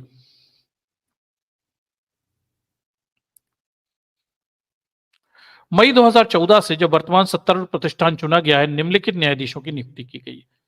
तो दर्शकों, ये 2014 से लेके 21 तक के न्यायाधीशों की नियुक्ति जो हुई है उसका एक डेटा है टोटल 35 का। अब इसका मतलब क्या निकल रहा है, थोड़ा आगे देखते हैं। इसके विश्लेषण से पता चलता है कि मई 2014 से कुल 35 सुप्रीम कोर्ट न्यायाधीशों की नियुक्ति की गई। 2021 तक की बात हो रही है। इनमें से 8 न्यायाधीश सेवानिवृत्त हो चुके हैं, 27 वर्तमान में सेवारत हैं, ठीक है। सेवारत है, 2021 तक ये सेवारत बात बता रहे हैं। सीजेआई एन बी रमन्ना 2021 के बाद एकमात्र सेवारत न्यायाधीश होंगे जिन्हें वर्तमान सत्तारूढ़ प्रतिष्ठान के कार्यकाल के दौरान नियुक्त नहीं किया गया है। इन 35 जजों में से 3 महिला जज हैं जो वर्तमान में सबसे ज्यादा है, एक मुस्लिम है, एक ईसाई है, पारसी है, एक अनुसूचित जाति न्यायाधीश के रूप में नियुक्त किया गया। इसकी तुलना कम से कम 9 नियुक्तियों से करें जो 35 में से ब्राह्मण जाति से हैं, ठीक है, और ये नियुक्ति लगभग 26% है। तो ये वर्तमान सरकार भी जो है इसने 26% न्यायाधीश नियुक्त किए हैं। 26-30% के करीब का जो आंकड़ा है ब्राह्मणों का 2014 से 21 तक ये बरकरार रहा। ठीक, 7 न्यायाधीश हिंदू धर्म से बनिया और वैश्य जाति से हैं। निम्न में से 20% न्यायाधीश हैं और 8.5% जजों में से 3 कायस्थ हैं। एक साधारण गणना से स्पष्ट हो जाता है कि 50% से अधिक न्यायाधीश उच्च जाति से। मोटी मोटी बात यह है कि ये जो वर्तमान सरकार है 2014 से 21 तक 50% के करीब अपर कास्ट इसने न्यायाधीश नियुक्त किए हुए हैं, मोर देन 50%। ठीक, और ब्राह्मण लगभग देख लीजिए अच्छी खासी संख्या, उनका जो 25-30% का कोटा है 26% ये चल ही रहा है, उसमें कोई कुरेज नहीं दिखाई दे रहा। ठीक है, अब इस डेटा को 2004 से 14 तक वाली सरकार से मिलाकर देख लेते हैं उनके दौरान क्या हुआ। 4 से 14 तक देखिए, हालांकि उनका 10 साल का कार्यकाल है, 52 न्यायाधीशों की नियुक्ति हुई। उसमें क्या है, इसी अवधि में नियुक्त 52 न्यायाधीशों में से 4 से 14 तक कम से कम 16 न्यायाधीश ब्राह्मण हिंदू थे, जो कि नियुक्त न्यायाधीशों की संख्या का 30% था। ठीक, तो दर्शकों वही है, कोटा वही चल रहा है। कांग्रेस के जमाने में लगभग 30% के करीब न्यायाधीश 10 सालों में ब्राह्मण बने। बीजेपी के जमाने में 2021 तक 26 था, अभी अब वर्तमान और जोड़ दोगे 24 तक तो वो लगभग 30 के आसपास ही बनेगा, ज्यादा ही पहुंच जाएगा। ठीक, दोनों में यह है, कांग्रेस हो या बीजेपी हो, सुप्रीम कोर्ट में 25 से 30% का जो कोटा चल रहा है, अघोषित कोटा ब्राह्मणों का, वो आंकड़े दिखा रहे हैं कि ये बना ही रहता है और ये वहीं चलता है, ये बना रहता है। ठीक, 5 न्यायाधीश बनिया वैश्य थे, 3 कायस्थ थे, कम से कम 2 ठाकुर राजपूत थे। ये मोटे मोटे तौर पर हमें उच्च जाति के हिंदुत्व के लिए न्यूनतम 50% अघोषित कोटा फिर से ले जाते। कांग्रेस के जमाने में 50% सवर्ण उच्च जाति के लोग वहां पे बने हुए थे, ये हमें दिखाई दे रहा है। 30% सीधे सीधे ब्राह्मण हमें दिखाई दे रहे हैं, ये उनका भी चलता रहा। और उस दौर में भी जो वर्चस्व था उच्च जातियों का, ये बना रहा है, इसमें कमी नहीं है। दोनों में कांग्रेस बीजेपी दोनों हो, अगर अब ब्राह्मणों की देखें तो उनका 30% के आसपास का कोटा है, वो सुप्रीम कोर्ट में हमेशा बना रहता है, अघोषित है, चलता रहता है। ठीक है, ये दिखाई दे रहा। बाकी कुछ अन्य जातियों को उन्होंने ले लिया। ठीक,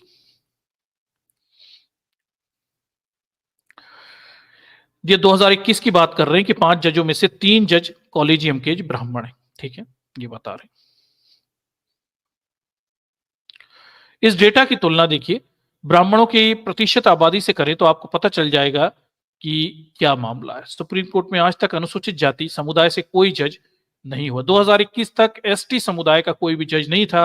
अभी अभी 3 जजों की नियुक्ति कर दी गई है, तो ये 24 तक ये मामला अब बन गया। कुछ लोगों को लेकर आए क्योंकि एक प्रतिनिधित्व था नहीं। ठीक, देखिए अब धर्म के भी कुछ आंकड़े इन्होंने दिए हुए हैं कि धर्म का आंकड़ा क्या कह रहा है। देखिए, आइए नियुक्तियों में धार्मिक पहलू से भी देखते हैं। संघीय न्यायालय यानी सुप्रीम कोर्ट में अघोषित तरीके से मुस्लिम न्यायाधीशों के लिए कम से कम 1 सीट आरक्षित की रहती है। ठीक, तो मुसलमानों के लिए तो शुरू से 1 सीट आरक्षित थी और फजल अली पहले ही बन गए थे। SC ST के लिए ऐसा कुछ था नहीं। ठीक, अघोषित बात हो रही। न्यायमूर्ति फजल अली के बाद अगली नियुक्ति गुलाम हसन थे। 1958 में सुप्रीम कोर्ट में 2 मुस्लिम न्यायाधीश थे। सुप्रीम कोर्ट देखिए न्यायाधीश थे हिदायतुल्लाह और जफर इमाम। ठीक, इससे पहले भी मौजूद न्यायाधीश 1968 में न्यायाधीश हिदायतुल्लाह को सर्वोच्च न्यायालय के पहले मुस्लिम न्यायाधीश के रूप में नियुक्त किया गया। ठीक, तो दर्शकों इस चीज को अच्छे से ध्यान रखिए कि मुसलमान भी अच्छा प्रमोट कर गए थे, उन्हें भी मिल जाते, लेकिन SC ST और OBC समुदाय बड़ी देर से प्रमोट हो पाए, वहां तक जा पाए।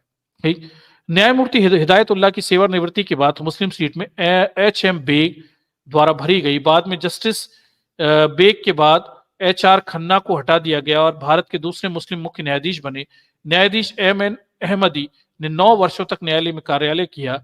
1994 तक भारत के तीसरे मुस्लिम मुख्य न्यायाधीश बने हुए थे। ये बात यहाँ पे लिखी हुई है। ठीक, CJI के रूप में देखिए न्यायमूर्ति AM अहमदी के कार्यकाल के दौरान FM फातिमा बीबी, ठीक है, सुप्रीम कोर्ट की एकमात्र मुस्लिम महिला न्यायाधीश थी, फातिमा बी थी, जिन्हें न्यायालय में नियुक्त किया गया था। 2005 में न्यायमूर्ति अल्तमस कबीर नियुक्त किए गए थे। 2012 में जस्टिस कबीर भारत के चौथे मुस्लिम मुख्य न्यायाधीश बने। उसी वर्ष सुप्रीम कोर्ट में 2 मुस्लिम न्यायाधीशों की नियुक्ति हुई, जस्टिस इकबाल देखिए और कलीफुल्ला, ठीक, ये सब बताया गया। और वर्तमान में अब्दुल नजीर, ये तब की बात हो रही। अब ये आंकड़ा क्या कह रहा है? सांख्यिक रूप से देखा जाए तो 1950 के दशक में सर्वोच्च न्यायालय में पहले 6 न्यायाधीशों में से एक मुस्लिम था, जो लगभग 16% है। 1978 में 16 में से 13% मुसलमान थे और 1986 में 14 में से देखिए एक मुस्लिम, 2009 में 26 में से 2 मुस्लिम थे और 8% था। 2019 में 34 में से एक मुस्लिम था, 3% था, ठीक है। तो ये कुल मिलाकर बात यह है कि 1950 से 2019 तक अगर हम देखें तो मुसलमानों का प्रतिशत सीधे सीधे कम होता हुआ दिखाई दे रहा है। सुप्रीम कोर्ट के जजों के रूप में लगातार गिरता जा रहा है और कम होता गया, ठीक। सुप्रीम कोर्ट में कार्यरत 200 देखिए 19 सेवानिवृत्त और 27 वर्तमान न्यायाधीशों में से 18 या 6% मुस्लिम रहे, ठीक। तो ये भी ध्यान रखिए कि लगभग 6% के करीब मुसलमान अभी तक न्यायाधीश तक पहुंच पाए सुप्रीम कोर्ट में। ये 2021 तक के आंकड़े हैं और ये सबसे रोचक ये है कि मुसलमानों के लिए फ्री एक्सेस शुरू से रहे, ठीक, और उन्हें मौके मिलते रहे, भले ही उनकी संख्या बल के आधार पर ना मिले। लेकिन अगर आप मोटे मोटे तौर पे देखें तो SC ST OBC समुदाय को ज्यादा संघर्ष करना पड़ा सुप्रीम कोर्ट तक पहुंचने के लिए, ठीक। ये थोड़ा नोट करिएगा। हालांकि मुसलमानों का प्रतिनिधित्व धीरे धीरे 50 से 2019 तक कम होता चला गया और 3% पर पहुंच गया, ये भी ध्यान रखिएगा।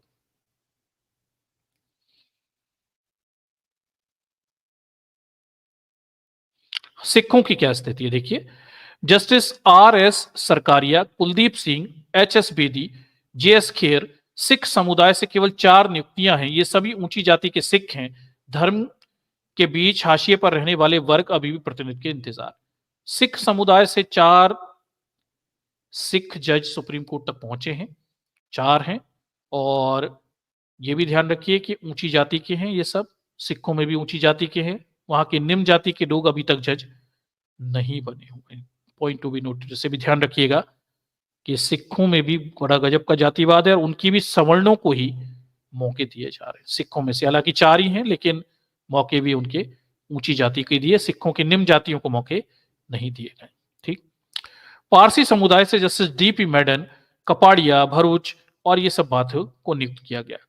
इस प्रकार ईसाई न्यायाधीशों की संख्या भी तुलनात्मक रूप से कम रही है। Justice BVN Bose, K Mathew, TK Thomas, Vikram Sen, Joseph Kurian, ये सब बात बताई गई है। शायद एकमात्र ईसाई न्यायाधीश हैं जो सुप्रीम कोर्ट में पहुंचे हुए। वर्तमान KM जोसेफ वर्तमान देखिए एकमात्र ईसाई न्यायाधीश हैं सुप्रीम कोर्ट में पहुंचे हुए, ठीक। तो ये देखिए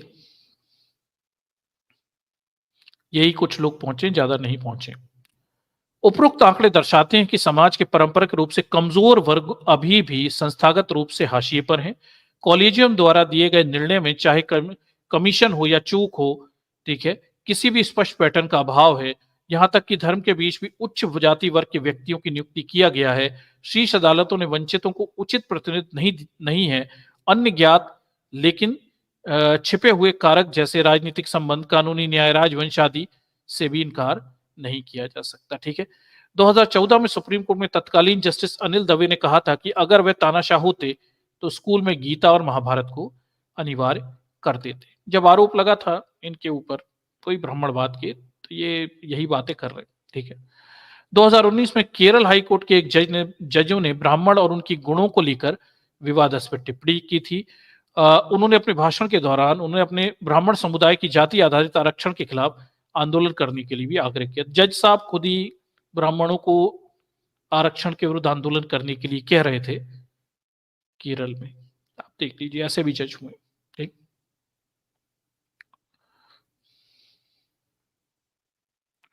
अब तक एकमात्र अपवाद न्यायमूर्ति चिन्नम्बा रेड्डी हैं, जो रेड्डी जाति से थे, लेकिन उन्होंने किसी भी धर्म या किसी भी समुदाय के अंतर्गत वर्गीकृत होने से इनकार कर दिया। तो दर्शकों, एकमात्र न्यायाधीश भारत में चिन्नप्पा रेड्डी थे। इन्होंने कोई धर्म नहीं माना, खुद को जोड़ने से मना कर दिया। हालांकि थे तो रेड्डी जाति के, लेकिन इन्होंने सभी धर्मों से खुद को एफिलिएट करने से मना कर दिया था। ठीक, तो हम इन्हें नास्तिक तो नहीं कह सकते हमने, क्योंकि ऐसा नहीं कहा, लेकिन वो किसी धर्म से खुद को जोड़कर नहीं बताते। रेड्डी समाज से थे चिन्नप्पा रेड्डी। तो ऐसे भी जज हुए जिन्होंने किसी भी धर्म से खुद को जोड़ने से मना कर दिया, एक प्रकार के नास्तिक। ठीक, नास्तिक नहीं है, एक प्रकार की नास्तिक स्थिति ये भी रहा है भारत में। ठीक, अच्छे से ध्यान रखिए। लेकिन ये उच्च जाति के जो लोग हैं वो नहीं करते ऐसा। ठीक,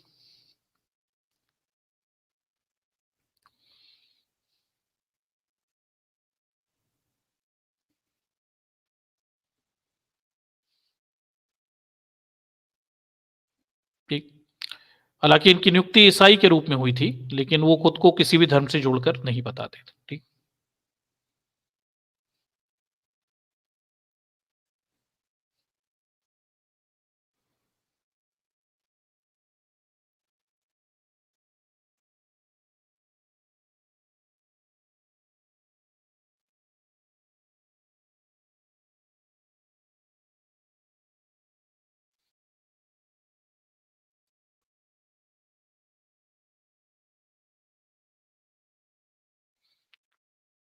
चलिए, तो ये कुछ आंकड़े हैं पिछले 70 सालों के।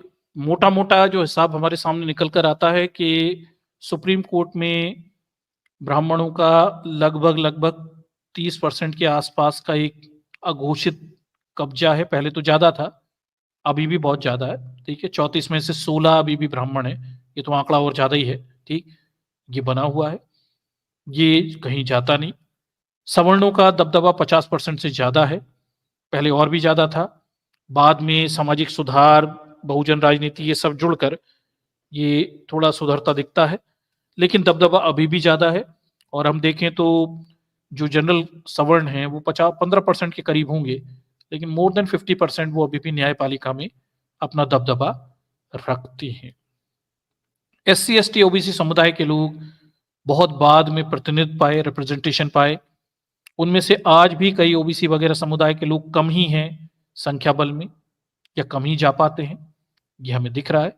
अब जब इन मुद्दों पर दबाव पड़ रहा है तो हमें यह भी दिख रहा है कि कोर्स करेक्शन, चीजों को सुधारने की, या दिखावा किया जा रहा है सुधारने का, वो ये है कि 3 जजों को एससी समुदाय के लेकर इस दाग को मिटाने की कोशिश की जा रही है कि 70 सालों से एससी समुदाय का कोई भी व्यक्ति जज के रूप में सुप्रीम कोर्ट में नहीं था। पर ये मैं समझूंगा कि ये सब लिखा पढ़ी खाना पूर्ति है। जो वर्चस्व है आज भी सुप्रीम कोर्ट और हाई कोर्ट में, वो ब्राह्मणों का ही है, मेजोरिटी। और ज्यादा मात्रा में वही चीफ जस्टिस ऑफ इंडिया के रूप में प्रमोट होते हुए भी दिखाई दे रहे हैं, बड़ी संख्या में दिखाई दे रहे हैं। आंकड़े कम से कम ये कहते हुए हमें दिखाई दे रहे हैं। ये बड़ा खतरनाक है, दिस इज वेरी डेंजरस। ये इसलिए खतरनाक है कि ये लोग जो जातिगत मानसिकता से, जातिगत लाभ लेकर, भाई भतीजा बात करके न्यायालय तक पहुंचते हैं, तो ये निर्णय भी उसी अनुसार देते हैं। इसे भी ध्यान रखिए, इनके निर्णय भी आशंका के घेरे में आ जाते हैं। ये बड़ा विषय क्षेत्र है। और ये पूरी व्यवस्था एक विरोधाभास भी बना रही है। वो ये कि उच्च जाति वर्ग के लोगों का, विशेषकर ब्राह्मणों का, न्यायपालिका में वर्चस्व है। और हम ये देखते हैं कि भारत के जो जेल हैं वो निम्न जाति वर्ग के लोगों से भरे हुए हैं। अब ये विरोधाभास कोई संयोग तो नहीं हो सकता, ये स्वाभाविक है। भारत की जातिगत व्यवस्था को देखते हुए बड़ा स्वाभाविक सा ये विरोधाभास है, कोई संयोग नहीं है, ये स्वाभाविक है। ठीक, तो चलिए उस विरोधाभास की तरफ भी देखते हैं कि अब हम जाते हैं उन आंकड़ों की तरफ कि देश के जेलों में कौन से जात वर्ग के लोगों की संख्या कितने प्रतिशत है। न्यायपालिका में, सुप्रीम कोर्ट में लगभग 25 से 30% ब्राह्मणों की दबदबा रहा है, ये हमें दिखता है। ओवरऑल 50% से ज्यादा सवर्ण न्यायाधीश हमें दिखते हैं, कि हमें दिखता है। बाद में कोर्स करेक्शन में बाकी के धर्म, मुस्लिम, सिख, ईसाई सबको जोड़ जाड़ लिया और कुछ एससी एसटी ओबीसी को भी ले लिया, ये बाद में हुआ। लेकिन अभी भी दबदबा ब्राह्मणों का ही है। आज भी सुप्रीम कोर्ट के 34 में से 16 जज वो ब्राह्मण है। ठीक, दिस व्हाट इट इज। लेकिन ये जो निर्णय सुनाते हैं, ये जो निर्णय देते हैं, डिसीजन देते हैं, जिसके परिणाम स्वरूप लोग जेलों में जाते हैं, तो वो कौन से जात वर्ग के लोग हैं? चलिए देखते हैं उस डेटा को और देख लेते हैं। और ये भी सरकार का ही डेटा, ये हमारा डेटा नहीं है। सरकार क्या बता रही है कि कौन से जात वर्ग के लोग अधिक मात्रा में हैं जेलों में। ठीक, देखिए, चलिए इसे मैं शेयर करता हूं आपके साथ।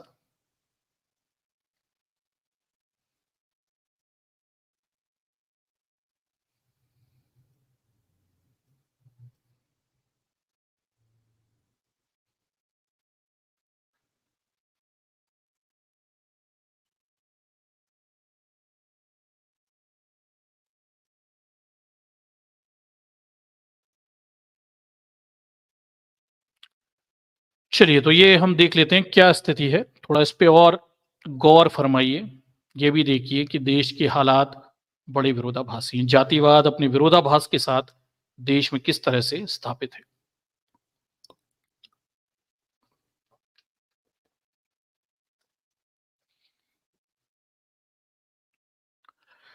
देखिए तो क्या आंकड़े हैं, क्या बात बताई जा रही है। 2021 तक के आंकड़े देखे थे हमने, और 2021 10 फरवरी 2021 को एनसीआरबी का आंकड़ा क्या कह रहा है देश के कैदियों के संदर्भ में, क्या स्थिति है। एनसीआरबी के आंकड़ों के मुताबिक जेल में 65.90%, 90, यानी लगभग 66% मान लीजिए, कैदी एससी एसटी और ओबीसी श्रेणी से। एससी एसटी और ओबीसी, इसे समझिए, ये क्रम भी देखिए, एससी एसटी और ओबीसी, समझते हैं क्या है मामला। देखिए, एनसीआरबी के आंकड़ों के विस्तृत विश्लेषण से पता चला है कि देखिए 34.1% ओबीसी श्रेणी के हैं, 20.74% एससी श्रेणी के हैं, और 11.14% कैदी एसटी श्रेणी के। ठीक है, ये हमें पता चल रहा है। बुधवार को संसद में पेश किए गए सरकारी आंकड़ों के मुताबिक देश में, ये तब की बात हो रही है 2021 की, देश में 4,78,600 जेल में कैदी हैं, जिनमें से 3,15,409 यानी 65.90% अनुसूचित जाति, जनजाति और ओबीसी पिछड़ा वर्ग से संबंधित है। ठीक है, गृह राज्य मंत्री किशन रेड्डी के द्वारा प्रस्तुत जेल आंकड़े राष्ट्रीय अपराध ब्यूरो एनसीआरबी के द्वारा 2019 के अद्यतन किए गए आंकड़ों का संकलन पर ये आधारित आंकड़े प्रस्तुत किए गए हैं। और इसमें क्या बताया गया थोड़ा देख लेते हैं। ठीक है, राज्यसभा सदस्य, देखिए ये पूछा गया है कि जेल में अधिकांश कैदी दलित और मुस्लिम हैं। ठीक, ये सैयद नासिर हुसैन थे राज्यसभा सदस्य, इन्होंने जानना चाहा था क्या देश में जेलों में अधिकांश कैदी दलित और मुस्लिम हैं, तो उनकी संख्या पर श्रेणीवार विवरण किया गया है और सरकार उनके पुनर्वास शिक्षा के लिए क्या प्रयास कर रही है, प्रश्न खींचा। आगे उन्होंने सरकार की तरफ से जवाब आया कि रेड्डी लिखते हैं प्रतिक्रिया के, देश की जेलों में 4,78,600 कैदी, जिनमें से 3,15,409 यानी 65.90% एससी एसटी ओबीसी श्रेणियों से हैं, जबकि 1,26,393 अन्य समूह से हैं। ठीक है, इसमें भी थोड़ा दर्शक ध्यान दीजिए, 65 यानी 90, 65% 90 यानी 66% मोटा मोटा लीजिए, ये तो एससी एसटी ओबीसी से। बाकी मुसलमान, ये भी ध्यान रखिए। ठीक, तो इस गलतफहमी मत रहिएगा कि बाकी जनरल नहीं, नहीं, बाकी बड़े तादाद में मुसलमान हैं। क्या उनके आंकड़े दिए, देख लेते हैं नीचे क्या बताए। आंकड़ों के विस्तृत विश्लेषण से पता चलता है कि देखिए 34.1% ओबीसी हैं, 20.80 हैं, 11.14% एसटी हैं। ये मोटे मोटे आंकड़े हैं, ये सब बात उन्होंने फिर से दोहराई। कुल 19,913 महिला कैदी हैं, जिनमें से 6,360 यानी 31% ओबीसी की हैं, 4,400 देखिए 67, देखिए 22%, 22.43% एससी हैं, और 11.45% एसटी हैं, और 26.29% अन्य श्रेणी के हैं। अन्य में भी मुसलमान और बाकी के धर्मों के लोगों की बात आ रही है। ठीक, ये जनरल नहीं लिखा हुआ, ऐसे किसी गलत फहमी मत ले जाइएगा। अब आप देख लीजिए कि महिला कैदियों में भी ओबीसी एससी एसटी की महिलाओं की प्रधानता है, और पुरुष कैदियों में भी इन्हीं की प्रधानता है। ये वर्ग के लोग ज्यादा जेल में हैं। कारण आप बहुत सारे बता सकते हैं, लेकिन मैटर ऑफ फैक्ट यही है, विरोधाभास, कॉन्ट्रडिक्शन, क्योंकि न्यायपालिका में इसके विरोध वर्ण वाले लोग न्यायाधीश बन के बैठे हुए हैं। ये विरोधाभास को हमेशा ध्यान रखिएगा, बाकी सारे कारण अलग हैं, पर ये विरोधाभास बड़ा गजब का रोचक विरोधाभास बनता हुआ दिखाई दे रहा है। राज्यों और केंद्र शासित प्रदेशों में उत्तर प्रदेश में कैदियों की कुल संख्या सबसे अधिक थी, 1,01,000। ये देखिए, ये टोटल कैदी उत्तर प्रदेश में, टोटल कैदी जो हैं देश के, उनके 21.16%। उत्तर प्रदेश में ऑब्वियसली जनसंख्या ज्यादा है, समझ में आया। मध्य प्रदेश में 44 दशमलव देखिए 39.814% मध्य प्रदेश, सॉरी मध्य प्रदेश में देख लीजिए, इसके बाद मध्य प्रदेश है और उसके बाद बिहार। ठीक है, तो टोटल कैदियों के मामले में उत्तर प्रदेश सबसे पहले नंबर पर है, फिर मध्य प्रदेश और बिहार है। ये आंकड़े बता रहे हैं सबसे ज्यादा कैदी इन्हीं राज्यों से आ रहे हैं। सामाजिक समस्या, सामाजिक दशाएं, गरीबी, बेरोजगारी, निर्धनता, पिछड़ापन, धर्मांधता।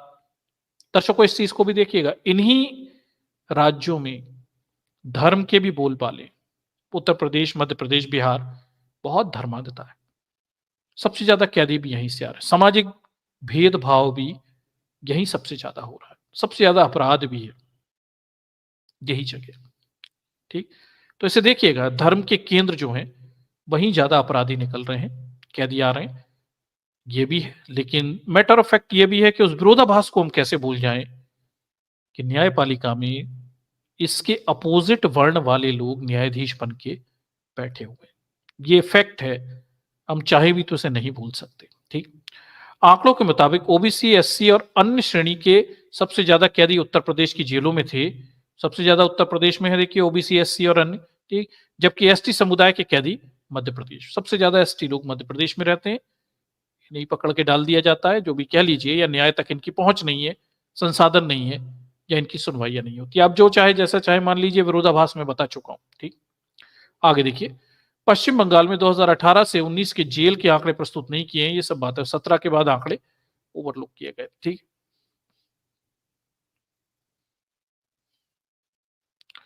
चलिए, अब दर्शकों इसमें देखिए एक चीज बड़ी आसानी से छुपा दी गई। इस पूरे जवाब में आप देखिए, मुस्लिम समुदाय के कितने कैदी हैं ये नहीं बताया गया। 65.90% एससी, एसटी, ओबीसी हैं, बाकी के मुसलमान कितने हैं ये आंकड़ा और बता देते तो हमारे सामने ये चीज क्लियर हो जाती। जनरल कितने, ये आंकड़े नहीं बताए, शायद जानबूझ के छुपा दिए गए। ठीक, मे बी, शायद ऐसा है, जो भी है। अब आप देख लीजिए, जो भी स्थिति है, ये तो आर्टिकल है, इस आर्टिकल में यही चीजें बताई गई हैं, तो मैंने आपके सामने रखी हैं। जवाब हैं, संसद में दिए गए हैं, वो भी आपके एनसीआरबी के द्वारा भी डेटा शेयर किया गया है। ये दोनों चीजें आपके सामने रखी। अब देखिए, आप इस विरोधाभास को किस तरह से लेते हैं, ये आपके ऊपर है। आप बड़े भोले बन सकते हैं, यू कैन बी नाइव।